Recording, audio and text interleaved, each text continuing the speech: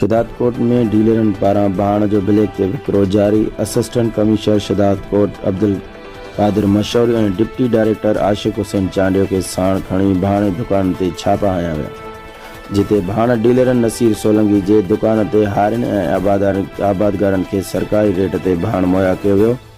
उन मौके ते काफ़ी भाण डीलरन दुकान बंद करे फिरार थी विया। असिस्टेंट कमिश्नर ऐं डिप्टी डायरेक्टर आशिक हुसैन चांडियो ॿुधायो त भाण डीलरन खे वार्निंग ॾिनी वई आहे।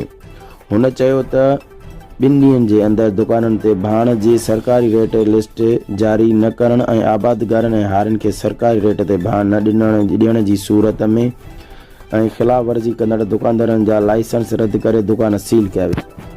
बनी पहिरियां बि कार्रवाई कईसीं, हुन में 3 दुकान सील कयासीं। हूअं हिकिड़ा हुया जिते 20 असां जेको यूरिया आहे उहो सेल करायो। हाणे बि त साम्हूं ॾिसो था जेको ट्रैक्टर आहे, गाॾी उहा भरियल आहे, उन्हनि सां बि असां ॻाल्हायो।